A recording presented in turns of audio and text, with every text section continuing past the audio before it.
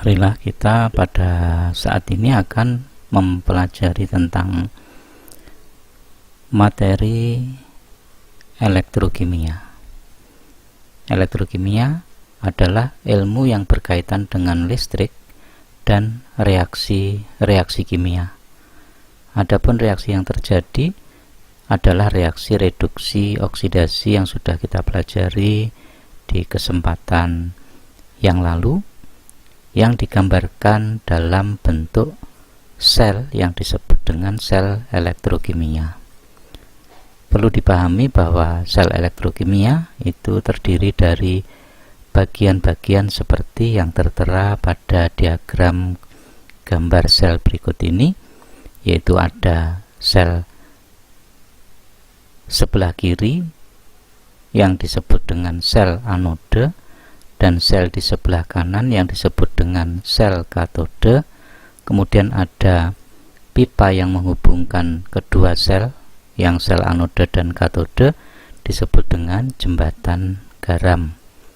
Dan kemudian kedua sel anode dan katode tadi dihubungkan dengan sebuah kawat penghantar, di mana di sini diletakkan ampermeter untuk mengetahui tentang adanya aliran elektron yang melewati kawat ini. Nah, aliran elektron ini sehari-hari kita kenal dengan arus listrik. Nah, demikian bagan ini. Nah, bagan ini disebut dengan sel elektrokimia yang terdiri dari sel Volta atau sel galvani dan sel elektrolisis. Kemudian kita masuk ke dalam pemahaman potensial elektrode. Apa sih yang dimaksudkan dengan potensial elektrode?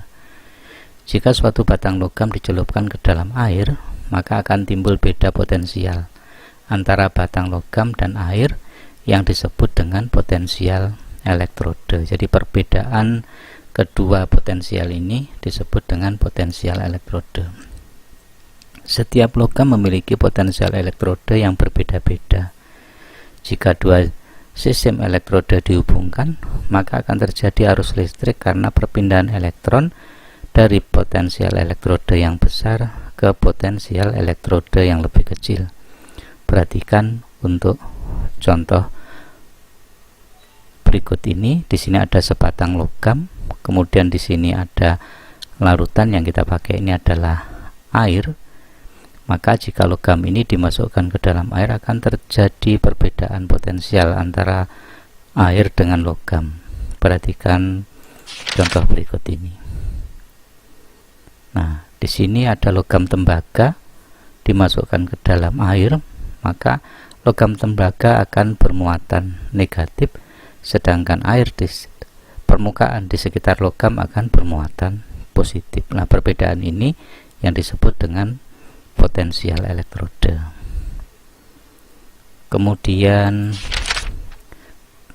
potensial suatu elektrode tunggal itu sulit untuk ditentukan secara langsung, maka kita butuh suatu potensial pembanding. Oleh karena itu diperlukan dua sistem elektrode yang membentuk sel. Dengan salah satu elektrode memiliki harga potensial 0, sehingga potensial elektrode yang lain itu dapat diukur atau ditentukan besarnya melalui voltmeter ini. Listrik yang dihasilkan ini berapa potensialnya. Nah, di sini ada dua sistem, yaitu sistem elektrode yang diukur potensialnya.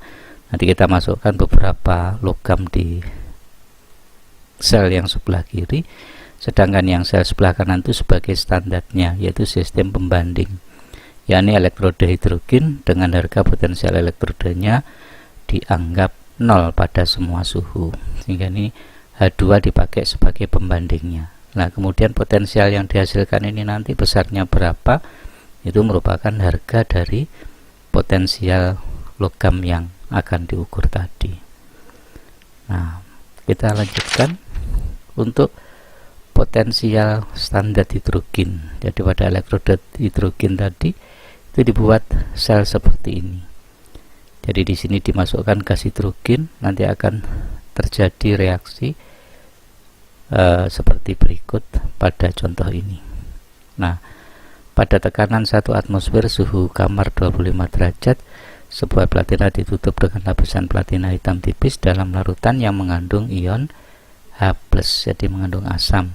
Maka ion H+ dalam larutan nanti akan mengalami reduksi menjadi gas hidrogen. Ini duanya bukan di atas tapi di bawah. Nah, dianggap E0 nya sama dengan 0 karena ini hidrogen dipakai sebagai pembanding. Perhatikan animasi berikut. Nah, di saat gas hidrogen itu dimasukkan ke dalam sistem ini tadi, nanti akan terjadi larutan atau ion H+ larutan asam yang ada di dalam sel ini tadi akan mengalami reaksi reduksi menghasilkan gas hidrogen. Nah, di sini akan terjadi gelembung gas. Nah, gas yang dihasilkan nanti akan keluar melalui pipa ini tadi. Jadi pipa ini adalah pipa di mana gas hidrogen yang dihasilkan dari reduksi ion H+ dalam larutan ini tadi. Nah, dari data percobaan diperoleh harga seperti ini. Selnya daftar potensial elektroda standar untuk beberapa logam penting melalui kegiatan ini tadi, melalui kegiatan semacam ini tadi, dari sel yang ini tadi akan diperoleh harga potensialnya seperti ini. Maka kation K+ kalium akan mengalami reduksi menjadi logam kalium dengan potensial selnya yaitu negatif 2, sekian. Kemudian kation Ba2+ akan menghasilkan logam Ba dengan elektrod potensial selnya negatif 2,90 dan seterusnya. Semakin ke bawah ini harga selnya itu semakin besar. Artinya dari kalium, ion kalium, kation kalium sampai dengan kation emas Au3+ itu akan mengalami peningkatan harga E0. Jadi semakin besar harga E0 nya, artinya kation-kation tersebut akan cenderung mengalami reaksi reduksi. Jadi semuanya ini tadi reaksi reduksi. Maka dikatakan daftar potensial elektroda standar untuk beberapa logam penting yaitu reaksi reduksi logam. Kemudian kita masuk ke dalam jenis sel. Di dalam sel Volta atau sel galvani atau sel elektrokimia yang dirancang untuk menjadikan suatu reaksi redoks spontan menghasilkan energi listrik.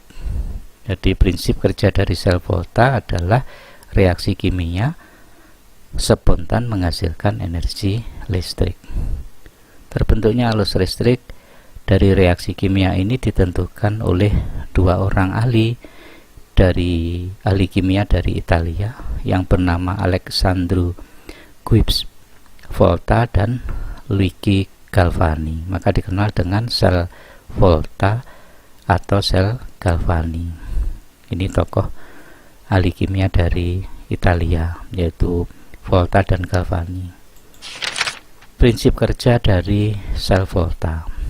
Pada sel Volta ada beberapa bagian yang perlu kita pahami. Ada sel yang ruas kiri disebut dengan sel anode. Nanti di sini akan terjadi reaksi oksidasi. Sedangkan sel yang sebelah kanan ini disebut dengan sel katode, di mana sel katode akan terjadi reaksi reduksi. Kemudian ada pipa U yang menghubungkan kedua sel anode dan katode tadi. Pipa ini disebut dengan jembatan garam, di mana jembatan garam adalah tabung berupa U terbalik yang berisi dengan larutan garam seperti natrium nitrat, garam KCl, KNO3, dan lain-lain. Maka berfungsi untuk menjaga kenetralan listrik dari kedua larutan. Kemudian di atas ini ada yang disebut dengan voltmeter. Voltmeter itu untuk mengetahui adanya aliran elektron dari anode berpindah ke katode, sehingga aliran elektron yang mengalir akan menghasilkan arus listrik. Nah, arus listrik itu bisa dideteksi dengan alat yang disebut dengan voltmeter. Nah, jadi besarnya potensial yang dihasilkan nanti bisa dibaca di voltmeter ini tadi. Perhatikan untuk bagan sel volta berikut ini.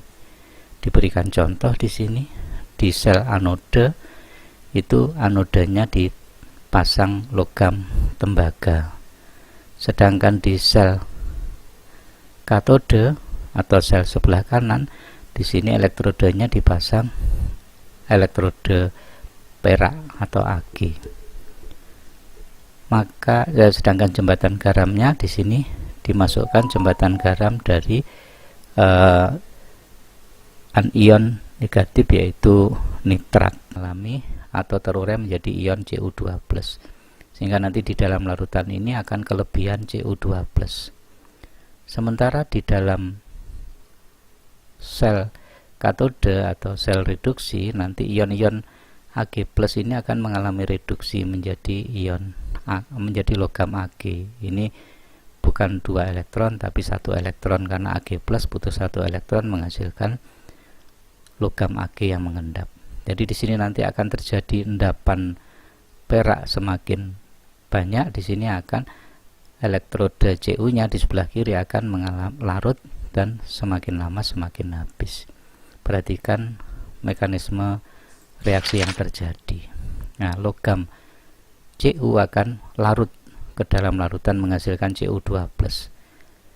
Kemudian Ag+ dalam larutan ini akan mengalami reduksi menghasilkan Ag yang menempel di elektrode katode. Nah, dengan seperti ini maka logam Cu, elektrode anode yaitu Cu-nya akan semakin lama semakin habis. Nah, di sebelah kiri ini kelebihan ion Cu2+, sementara di sebelah kanan kekurangan Ag+, jadi NO3- nya berlebih. Nah, untuk mengimbangi kelebihan Cu2+, maka ion NO3- yang berlebih ini akan pindah melalui jembatan garam ke kiri untuk menyimbangkan muatan yang ada di sebelah kiri antara Cu2+ dan NO3-.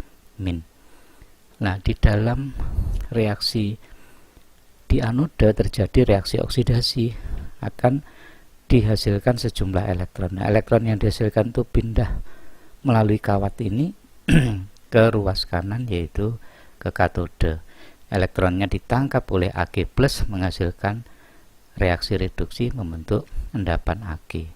Nah, perpindahan elektron ini tadi akan menghasilkan listrik yang dibaca di voltmeter, di ampermeter seperti ini. Nah, kemudian kita perhatikan cara penulisan sel volta.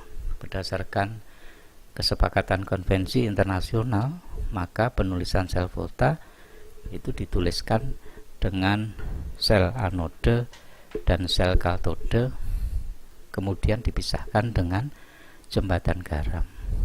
Nah, reaksi oksidasi reduksi itu ditandakan dengan satu garis tunggal, sedangkan jembatan garam itu dinotasikan dengan 2 garis. Yang contoh bagan tadi, logam Cu menjadi Cu2+ plus 2 elektron.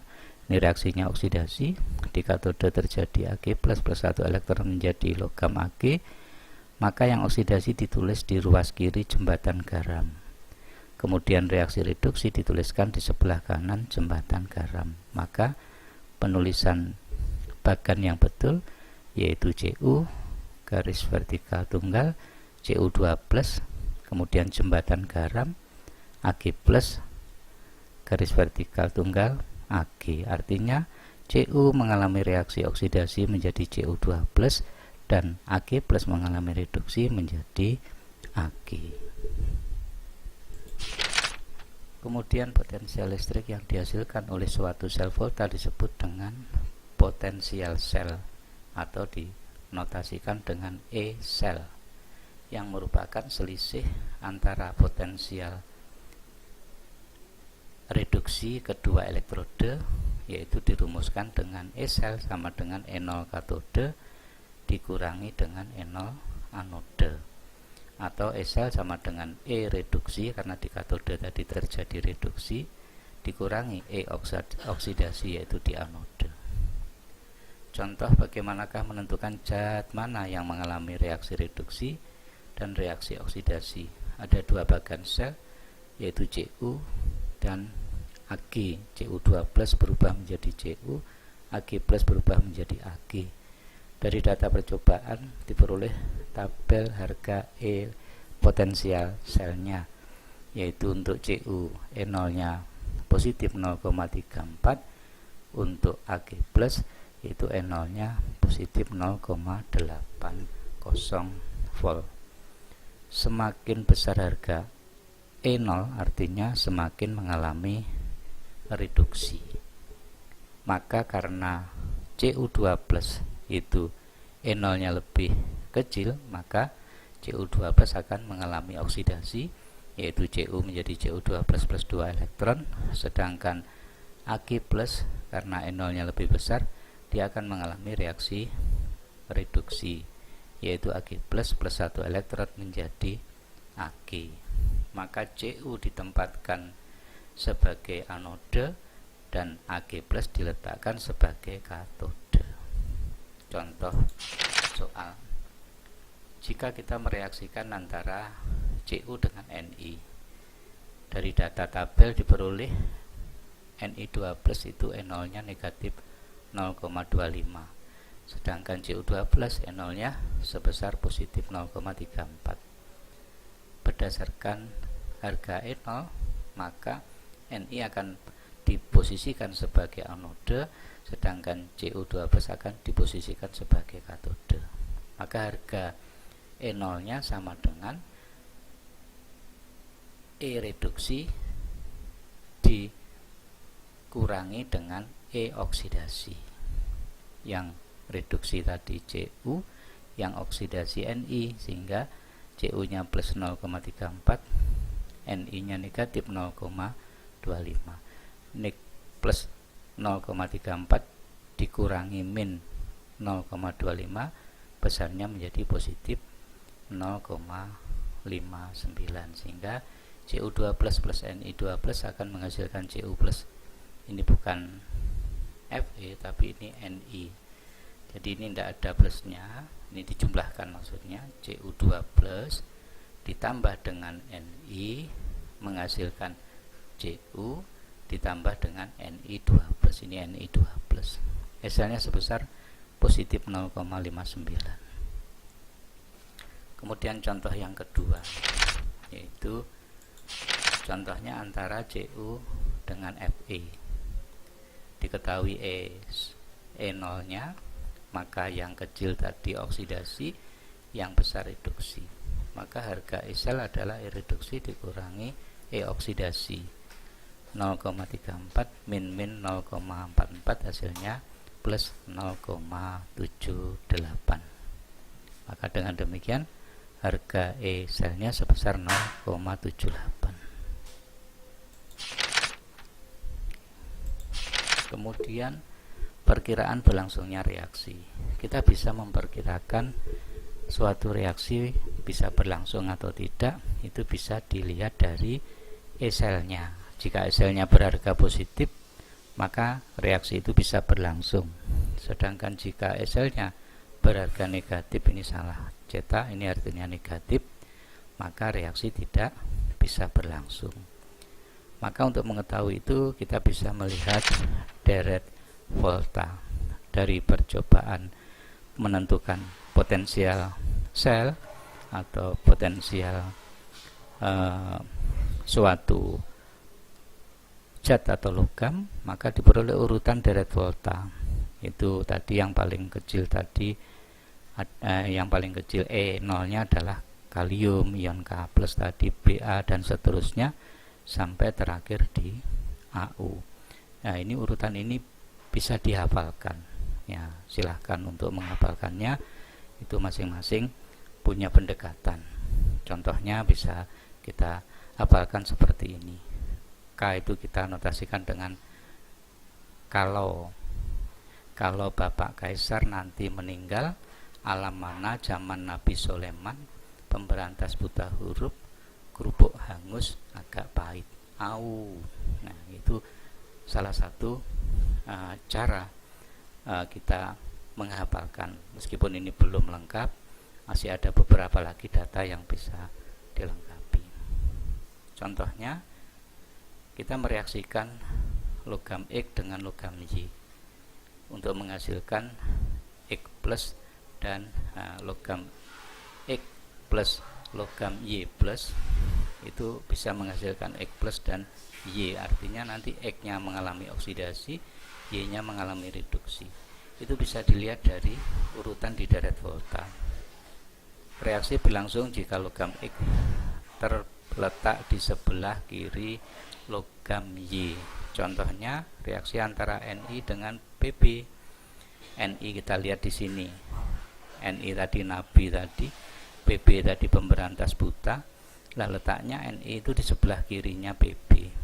Karena Ni di sebelah kirinya Pb, maka Ni akan mengalami oksidasi, Pb-nya mengalami reduksi. Sehingga reaksi antara Ni plus Pb2 plus menjadi Ni2 plus Pb. Reaksi ini memenuhi urutan deret volta. Ni-nya mengalami oksidasi, Pb-nya mengalami reduksi. Nah, reaksi yang berikutnya kita mereaksikan Ni dengan Zn. Ni terletak di sebelah kanannya Zn. Maka menurut deret volta, Ni-nya mengalami oksidasi, Pb-nya mengalami reduksi. Sehingga kalau Ni plus Zn2 plus menjadi Ni2 plus Zn, ini Ni-nya mengalami oksidasi, Zn-nya mengalami reduksi. Padahal di sini Zn di sebelah kiri Ni, harusnya yang mengalami oksidasi itu Zn-nya, Ni-nya mengalami reduksi. Sehingga reaksi ini tidak mungkin bisa berjalan.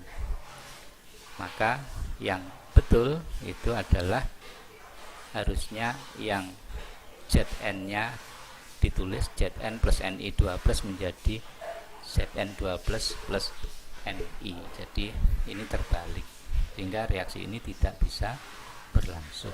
Dan bagaimana sel volta dalam kehidupan sehari-hari? Sel volta dalam kehidupan sehari-hari itu bisa berupa sel primer, bisa berupa sel sekunder, bisa proses korosi.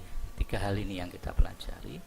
Sel primer yaitu sel primer yang paling kita kenal adalah baterai dalam kehidupan sehari-hari.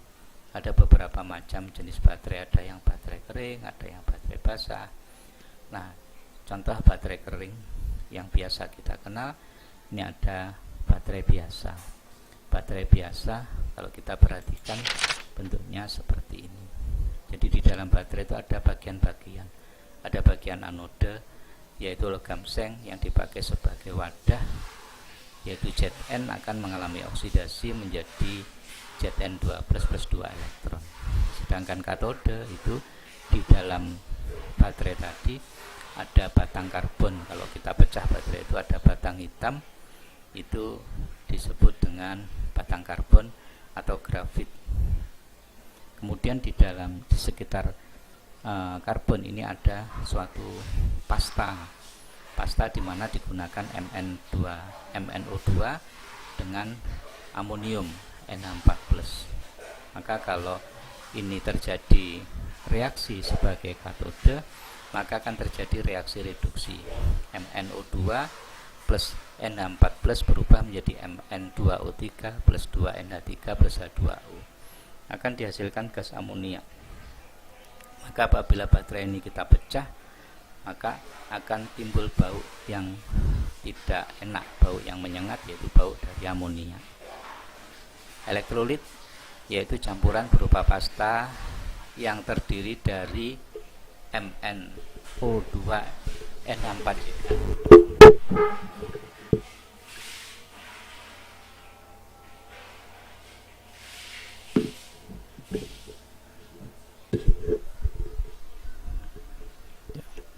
Maka reaksinya akan terjadi Zn plus MnO2 2 kali plus 2NH4 plus akan berubah menjadi Zn2 plus Mn2O3 plus NH3 plus H2O. Zn akan mengalami oksidasi, kemudian nanti N-nya akan mengalami Mn-nya akan mengalami reduksi. Komposisi sel ditutup rapat dalam lapisan baja yang terhubung dengan seng dan berfungsi sebagai terminal negatif baterai. Sel kering atau sel karbon yang baru menghasilkan selisih potensial sebesar 1,5 volt. Baterai memiliki kekurangan, yakni konsentrasinya berubah bersamaan dengan waktu penggunaan, sehingga tegangan baterai itu tidak stabil, cenderung turun saat digunakan. Tapi baterai yang masih bagus itu memiliki volt 1,5 volt. Kemudian baterai yang berikutnya adalah baterai merkuri oksida. Bentuknya seperti ini, didesain yaitu ada anoda dan katode. Anoda yang digunakan adalah logam seng, katode yang digunakan adalah HgO, merkuri 2 oksida padat, di mana reaksi terjadi reaksi redoks seperti ini. Di anoda Zn mengalami oksidasi, di katode HgO mengalami reduksi. Maka reaksinya terjadi Zn plus HgO plus air menghasilkan ZnOH2 kali plus Hg.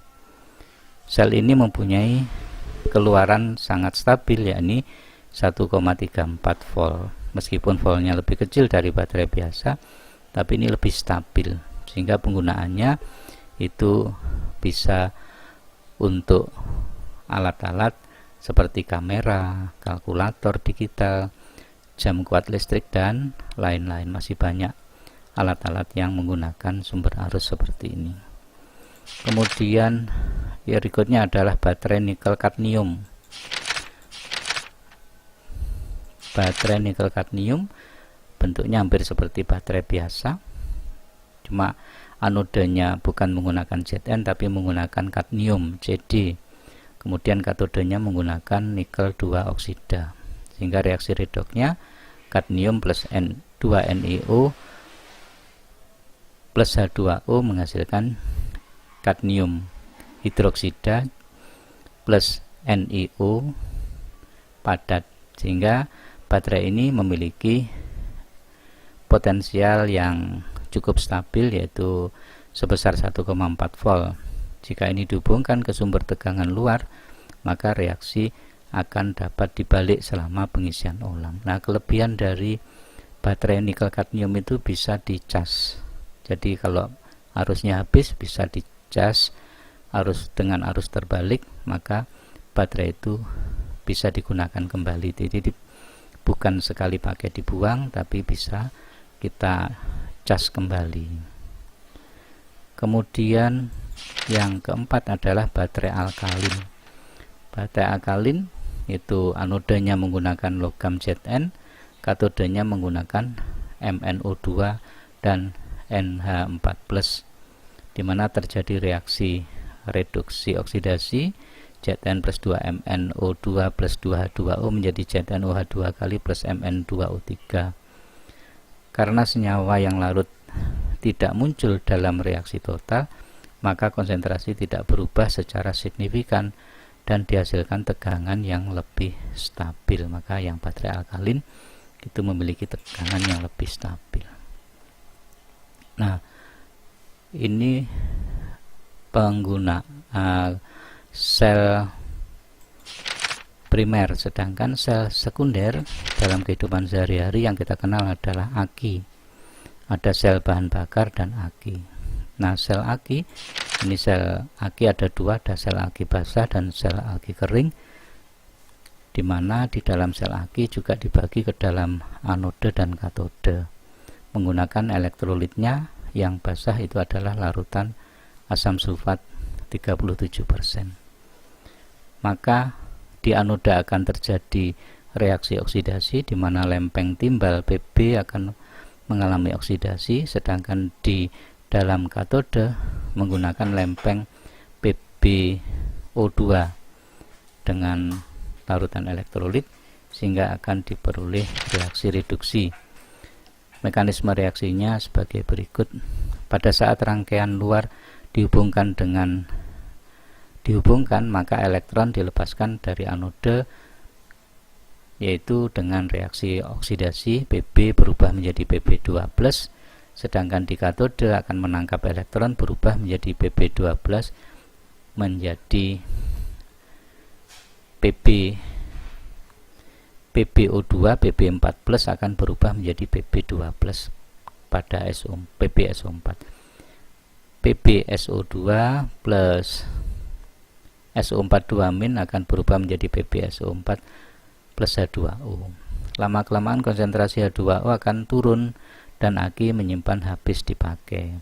Untuk mencasnya dapat dilakukan dengan memberi tegangan lebih dari 12 volt pada ujung aki dalam arah berlawanan sebagai reaksi setengah sel dibalik.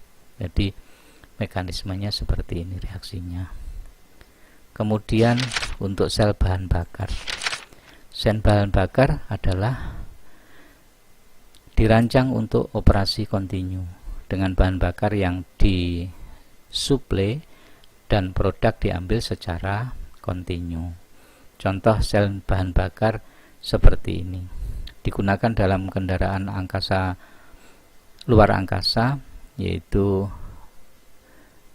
pada peluncuran pesawat ruang angkasa Gemini dan Apollo, seperti untuk membantu memenuhi kebutuhan listrik selama misi produksi sel bahan bakar ini berupa air yang kemudian diminum oleh awak pesawat.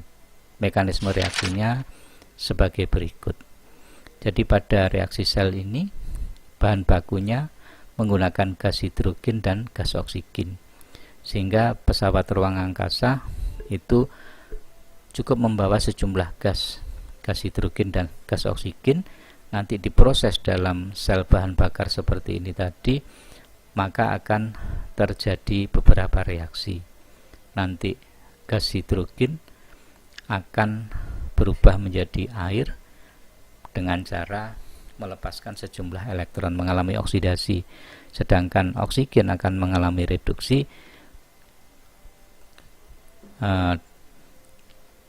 di dalam katode. Reaksinya akan seperti ini, sehingga nanti dari hasil ini akan diperoleh air.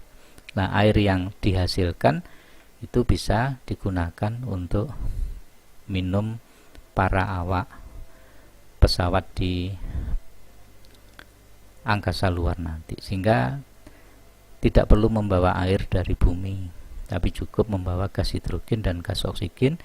Ini direaksikan untuk menghasilkan listrik. Dalam misi-misi penelitian diperlukan arus listrik, sedangkan air yang dihasilkan dari reaksi redox pada sel bahan bakar itu bisa dikonsumsi oleh para awak pesawat. Nah, ini tentang sel volta dalam kehidupan sehari-hari. Nah, kita lanjutkan tentang sel elektrolisis. Sel elektrolisis adalah proses penguraian elektrolit oleh arus listrik secara searah dalam bentuk larutan atau leburannya. Perbedaan antara sel elektrolisis dengan sel volta atau sel galvanik. Kalau sel elektrolistrik itu energi listrik dirubah menjadi reaksi kimia. Kalau sel volta tadi kebalikannya, reaksi kimia menghasilkan arus listrik. Nah, di dalam sel elektrolisis juga terjadi reaksi redox, di sel volta juga terjadi reaksi redox. Cuma bedanya kalau di sel volta redoxnya spontan, bisa berjalan sendiri. Kalau di elektrolisis itu tidak spontan, dengan pengkondisian. Kemudian di sel elektrolisis katode itu disebut dengan kutub negatif, anode itu kutub positif. Nah, kalau di sel volta katode itu kutub positif, anodenya kutub negatif, jadi berbalik. Perhatikan, untuk sel elektrolisis terdiri dari dua bagian, ada katode, ada anode. Katode berupa elektrode logam, kemudian anode juga berupa elektrode logam. Cuma dibagi dua. Kalau di katode elektrologamnya sembarang, kalau di katode nanti ada kelompok inert dan kelompok aktif. Kelompok inert itu terdiri dari 3, ada PT, ada AU, ada C. Yang Ag ini tidak ikut, Ag ini salah cetak, hanya yang inert itu 3, PT, AU, C, platina, emas, dan karbon. Kemudian di elektrolisis pada katode, jika menggunakan elektrode sembarang di sini, maka ada reaksi-reaksi yang terjadi. Di katode itu terjadi reaksi reduksi. Maka yang pertama, jika ion golongan 1A alkali, 2A alkali tanah, Al3+ maupun Mn3+, maka air itu akan mengalami reduksi. Jadi logam-logam ini, ion-ion ini tadi tidak bisa mengalami reduksi. Yang direduksi itu pelarutnya, yaitu airnya. Air mengalami reduksi menjadi OH- plus H2O. Kemudian apabila di dalam larutan itu ada ion asam, ion H+, maka ion asam itu yang akan mengalami reduksi. Kemudian jika terdapat ion-ion logam lain, maka ion-ion logam itulah yang akan mengalami reduksi. Cu2+ berubah menjadi Cu dan lain-lain. Sedangkan di dalam anode itu dibagi dua. Jika elektrodenya inert, yaitu PT, AU, dan C tadi, Ag-nya tidak kita gunakan, maka ada beberapa ketentuan. Jika di dalam ion larutan itu mengandung oksigen, seperti SO42-, NO3-, maka anion-anion ini tidak akan mengalami reduksi. Maka yang mengalami reduksi adalah airnya. H2O berubah menjadi H+ dan O2+, mengalami oksidasi, Jadi yang anion-anion ini tidak bisa mengalami oksidasi. Maka yang dioksidasi adalah airnya, yaitu H2O berubah menjadi H+ dan O2 plus 4 elektron. Sedangkan jika tidak mengandung ion O, maka anion-anion itu akan otomatis mengalami oksidasi. Contohnya Cl- berubah menjadi Cl2, Br- berubah menjadi Br2, I- berubah menjadi I2, dan seterusnya. Ya. Kemudian jika elektrodenya adalah elektrode aktif, maka kita tidak perlu mempertimbangkan ion negatifnya, maka elektrode itu yang otomatis akan mengalami oksidasi. Contohnya kita menggunakan elektrode Cu, maka Cu akan teroksidasi menjadi Cu2+ plus 2 elektron. Nah, ketentuan-ketentuan ini yang sebagai patokan acuan di mana kita bisa menyelesaikan sel reaksi redoks pada sel elektrolisis. Kemudian contoh soal. Tuliskan reaksi elektrolisis CuCl2 dengan elektrode platina. PT tadi termasuk yang inert, maka di K, karena bukan termasuk logam golongan 1A, 2A, maka di dalam larutan ini ada ion Cu2+. Nah, ion Cu2+ itu di katode dia akan mengalami reaksi reduksi menjadi Cu. Sedangkan di anode, karena menggunakan elektrodenya PT inert, maka kita melihat ion negatifnya. Ion negatifnya di sini ada Cl-, maka Cl- akan mengalami oksidasi menjadi Cl2 plus 2 elektron. Sehingga reaksinya seperti ini. Di katode Cu2+ berubah menjadi Cu, di anode Cl- berubah menjadi Cl2. Maka jika reaksi redoks ini dijumlahkan, diperoleh reaksi Cu2+ plus 2 Cl- menjadi Cu plus Cl2. Sehingga reaksi redoksnya seperti ini. CuCl2 terion menjadi Cu, maaf di sini larutan, bukan anion. Larutan CuCl2 itu larutan yang terdiri dari Cu2+ dan 2 Cl-, dia akan berubah menjadi tembaga dan gas klorin. Pada sel elektrolisis, Pada elektrolisis kita dikenal dengan hukum Faraday. Hukum Faraday, Michael Faraday mengemukakan hubungan kuantitatif, yaitu kita bisa memperkirakan dari reaksi itu kita bisa menemukan hubungan kuantitatif antara jumlah zat yang bereaksi di katode dan anode dengan muatan listrik total melewati sel yang dikenal dengan hukum Faraday. Dirumuskan dengan W sama dengan E kali I kali T per F, di mana W adalah massa zat yang dihasilkan, E adalah bobot ekuivalen yaitu AR atau MR dibagi valensinya, kemudian sigma E adalah jumlah elektron yang diikat atau dilepaskan, I arus listrik dalam ampere, T waktu dalam detik atau sekon. Nah, F adalah tetapan Faraday yang besarnya sama dengan 96.500 kolom. Nah, hubungan antara kuat arus kali waktu dibagi Faraday itu menunjukkan arus dalam satuan Faraday. Nah, W itu massa ekuivalen, gram ekuivalennya. Contoh soal. Berapa gram logam Cu, AR-nya diketahui, dapat diendapkan jika arus listrik yang digunakan adalah 3 ampere dalam waktu 1 jam dari larutan Cu SO4. Diketahui ARCu arusnya 3 ampere, waktunya 1 jam itu 3600 detik. Tetapan Faraday 96.500. Ditanyakan berapa massa yang dihasilkan. Nah, Cu SO4 ion menjadi Cu2 plus SO4 2-. Cu2 plus harga N-nya adalah 2 karena melibatkan 2 elektron, sehingga W sama dengan E kali I kali T per Faraday. Akan dimasukkan datanya, diperoleh sebesar 3,55. Maka dari reaksi di atas diperoleh logam Cu sebanyak 3,55 gram. Kemudian contoh yang kedua. Berapa Faraday arus listrik yang diperlukan untuk mendapatkan 21,6 gram logam perak? AR-nya diketahui yang dialirkan ke dalam larutan AgNO3. Diketahui data seperti ini. Ag plus itu melibatkan 1 elektron, maka besarnya E nanti 1, jumlah elektronnya 1.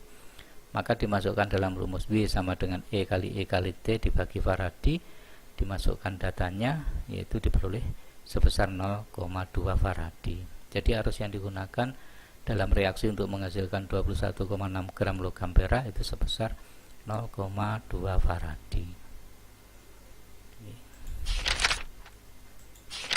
Nah, kegunaan sel elektrolisis. Yang pertama, kegunaan untuk pemurnian logam.